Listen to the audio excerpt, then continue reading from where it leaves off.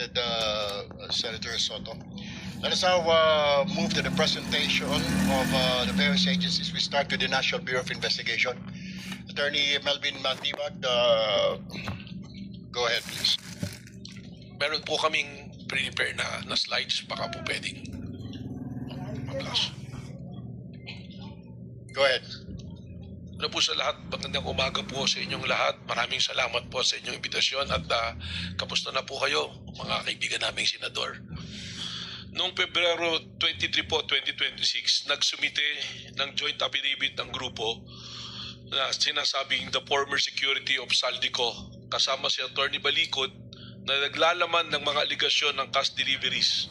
Ang investigasyon ay sinagawa ng NBI Task Force Marino base sa deputization ng Ombudsman sa sariling kapangyarihan ng NBI. So tinawag po naming Task Force Marino ito noon, pero pwede naman na po namin palitan siguro yung pangalan ng Task Force pag pamarapati na po. Yes, please do that kasi po insulto po sa institusyon sa Philippine Marine Corps at sa Armed Forces of the Philippines dahil ito pong mga ito ay karamihan po sa kanila tulad po na nasabi ni Senator Rafi, ito po yung mga nag-awol, may kaso po, dishonorable discharge at sinabi na rin po ng AFP na maaari huwag pong gamitin na sila po ay 18 Marines dahil hindi po sila lahat Marines at ang iba may mga kaso. Maraming salamat po, Attorney. Palitan na lang po namin kung hindi Task Force Bodyguard, baka Task Force Bellboys po. Para mas appropriate po siguro. Next slide please. Ang ating tatalakayin ngayon ay ang ebidensyang halaga ng affidavit ng tinaguriang 18 bodyguards. Sa kasong ito, ginamit ang affidavit bilang pangunahing ebidensya na umano'y cash deliveries. Ngunit ayon sa NBI Task Force, kailangan nating suriin kung sapat ba ang bigat ng ebidensya, kung may issue sa paggamit ng titulong Marines, at kung paano na iba ang independent recollection sa collective narrative.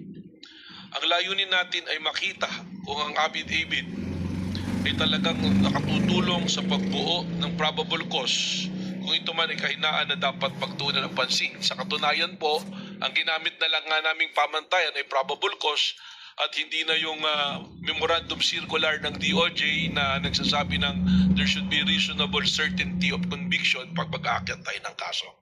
Next slide please.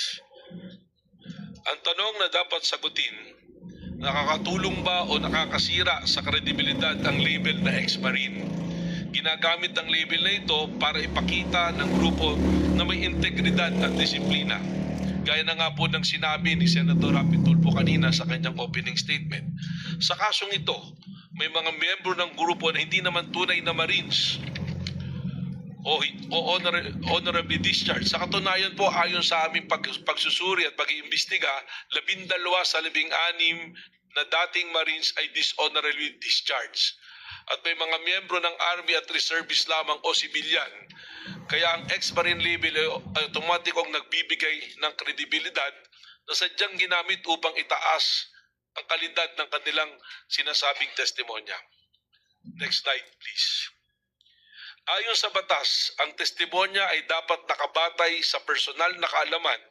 Kung ang testigo ay aktual na nakakita ng cash delivery, mas malakas ang ebidensya. Ngunit kung narinig lang niya mula sa iba, ito ay hearsay at mahina ang probative value. Ito po ay isang legal na provision. Testimony must be based on personal knowledge. Hearsay has a weak probative value. Sa report na lumabas ng aming pong task force, lumalabas na karamihan sa pahayag ng ay hearsay at 10 to 20% lamang ang base sa personal knowledge ng mga affiants. Halimbawa, may testigo na nagsabing sinabi sa akin ni Estrada na may cash delivery. Hindi ako mismo ang nakakita at hindi rin po nakita kung ano ang laman ng mga maleta. Base lamang sa sinasabi ng kanilang mga kasama o kung ano ang itinext sa kanilang group chat. Next slide please. Sabi ni David 10 to 20% lang ang base sa personal na kaalaman. Halimbawa, may ilang testigo na nagsabing nakita nila ang bag, pero ang karamihan ay narinig lamang mula sa ibang miyembro ng grupo o executive assistant. Ang majority ng pahayag ay hearsay, kaya mahina ang ebidensya. Isang halimbawa ng pahayag ng testigo, sinabi sa akin ni Estrada na may cash delivery. Hindi ako mismo ang nakita. Sa report na binanggit ng mga personal knowledge ng bawat tapayan ay limitado. Ang natitirang assertions ay hearsay na. Next slide please. Walang dokumento. Ito na po, importante po ito para suportahan ng kanilang testimonya. Walang dokumento. Yung next slide pa po. Lack of corroboration. Walang dokumento, device, o physical evidence na sumusuporta sa mga aligasyon. Halimbawa, walang CCTV footages, resibo o cellphone records, wala po. Nagpapatunay ng custody. Ang ebidensya ay puro salita lamang, walang kasamang physical na ebidensya. Sa report kahit may subpoena, walang naipakitang original photographs, receipts o bank statement ang grupo. Ang absence ng documentary evidence ay hindi lamang kahinaan, kundi direct failure to comply with the legal directive. Binigyan po namin sila ng sufficient time para magsumite ng mga corroborative evidence, testimonya man o material evidence or physical evidence. Wala po silang isinumite. Next slide please. Ang laman ng bag ay kadalasang hinuhulaan lang, hindi actual na nakita. Halimbawa, sinabi ng testigo na mabigat ang bag, kaya pinaniniwalaan nilang pera ang laman. Pero walang actual na pagtingin o pagbubukas ng bag. Sa report ng 12, sa 18 na payans, hindi nakita ang laman ng maleta at umaasa lamang sa bigat, code word na basura o sinabing executive assistant. Ang corpus, ang elemento o ang kas mismo ay hindi napatunayan na independent evidence. Kung maalala nyo po, may mga lumabas doon na affidavit na naunang inilabas sa media na sinasabi nila kaya na lamang pera, merong mga nasa active duty pa na PNP na binuksan at kumuha ng pera. Pero nung isinumiti na po sa ombudsman yung affidavit, wala na po yun. Hindi na po binanggit yun doon sa kanilang affidavit na isinumiti sa ombudsman. Ang mangyari po rito, parang nagpapalit-palit palagi ang sinasabi doon sa affidavit hanggang po nung huling nagkaroon ng pagdinig po dito. Next slide please. Ang affidavit ay hindi dumadaan sa cross-examination. Kaya mas mababa ang bigat nito kumpara sa testimonya sa korte. Halimbawa sa affidavit, hindi natatanong ang testigo ng kabilang panig. Sana po ito nga yung pagkakataon na magkaroon ng pag-aarapan. Kaya hindi masusuri ang katotohanan ng pahayag. Kung may maling impormasyon, hindi ito agad mahihiwatigan. Sa report, binanggit ang affidavit ay ex parte coordinated at hindi subject sa cross-examination. Ang Supreme Court na po mismo ang nagsabing ang coordinated testimony ay may diminished weight. Next slide please. May mga impormasyon na dumaan pa sa dalawa o higit pang tao bago makarating sa affidavit. Halimbawa, ang isang miyembro ay narinig lang mula sa ibang miyembro na may cash delivery, tapos isasama sa affidavit, lalong humihina ang kredibilidad ng ganitong payag dahil hindi ito direktang karanasan.